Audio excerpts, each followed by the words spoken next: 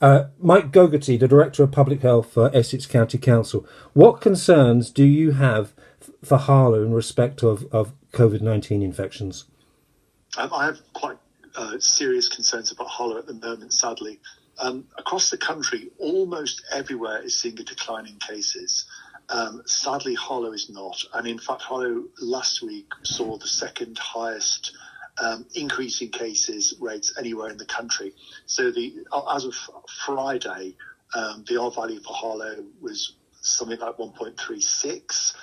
Well, almost everywhere else across the country, it was actually in decline. There was only a small handful, maybe 10 or 11 places out of 300 where there was actually an increase at all. So I'm very worried that Harlow's case rates are going quickly in the wrong direction. They're now higher than 200 per 100,000 per week, which is a high rate. But when I put a story on the other day in my office, my wife just came in, to our office, and she just said, "But it's so busy out there." In Harlow. How can we all make it less busy? So it's very difficult to make it less busy. I think there are certain things that really people of Harlow have done really brilliant, because up until now, Harlow has been relatively unscathed by this epidemic. It's just suddenly now at the wrong time, things have gone really bad and cases have increased very, very dramatically, very quickly. So things that people of Harlow should be doing, first of all, where they can work from home, they must work from home, because actually 30% of infections tend to occur within the workplace. So if people don't go to the workplace, if people can work from home, people can arrange with their employees to work from home, that's a really important thing that people can do. I think at the moment as well, if everyone in Harlow assumes everyone else is infected, and therefore avoids going too close to them, then that will be really helpful as well, because actually this thing can't spread very far in terms of distance between people. So if you constantly and religiously maintain 2 meters social distancing from anybody else, and you can do this in supermarkets, you can do it in most shops. If somebody comes a bit close to you, just walk away from them. If you can keep without 2 meters of anybody at any time, then it's very unlikely you will infect them or they will infect you. I think the other really, really important thing is if anybody does get any symptoms, if anybody does feel unwell, they must get tested, and most importantly, they must self-isolate straight away. It's easy to get tested at the moment, but get self-isolate straight away. Get a test. You can go to the testing centres, or you can get them on the post. And also, if you're told to contact trace, please, as a contact, self-isolate if you're asked to by our contact tracing services. And if you have any problems with that, then we have an Essex Wellbeing Service that can offer you support in terms of shopping and perhaps even in terms of finances where that's important.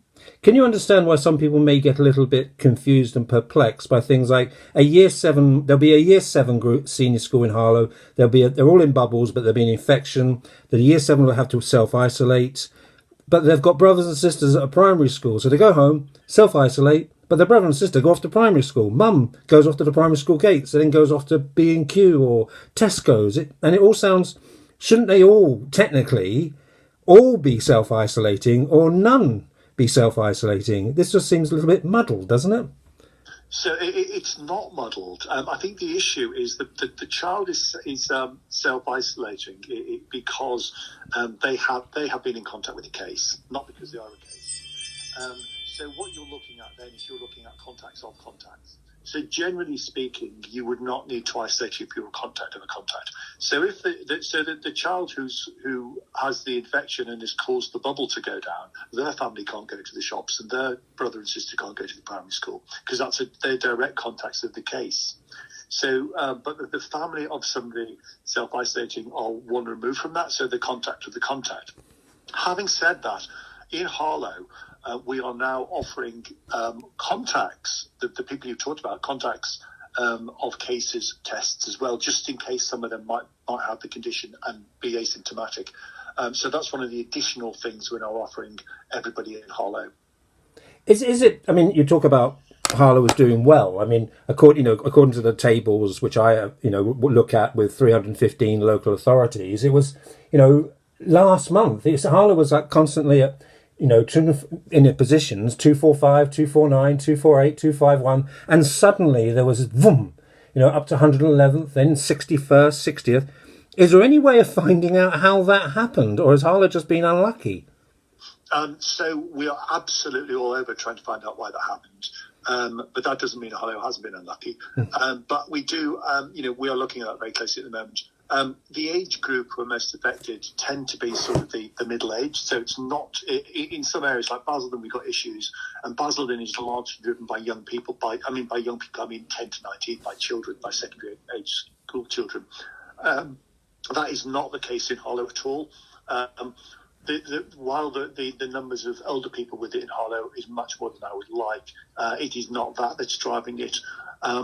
One suggestion is that there has been an outbreak within the Princess Alexandra Hospital, which has involved quite a lot of staff, a number of which live in Harlow, a number of patients which live in Harlow, and it may well be that the figures are a little bit skewed by that, but it's too early to be clear if that's what we're seeing, and the degree to which it's that, and the degree to which it's background community spread that's just suddenly taken off in Harlow. Great news regarding the vaccine rollout this morning, but would you temper it at all? Would you say to people, this is going to take time? So I will absolutely. So it is great news, but it will take time. And the problem is we really need to get on top of the issues in Harlow now. So the things I suggested earlier, working from home where possible, never get within 2 meters of anybody, self-isolate if you've got any symptoms or a contact. I think they're the really, really crucial things that we need to be doing over the next few weeks. I think the other thing I'd say is that the relaxation at Christmas could be problematic.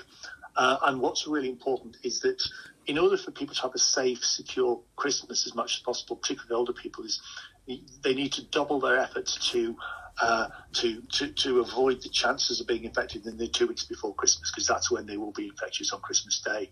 So it's really, really important, again, that this 2 metre thing is recognised and employed by everybody as much as possible, and working from home as much as possible, because that's how you're going to end up on Christmas Day knowing that you're not going to infect anyone.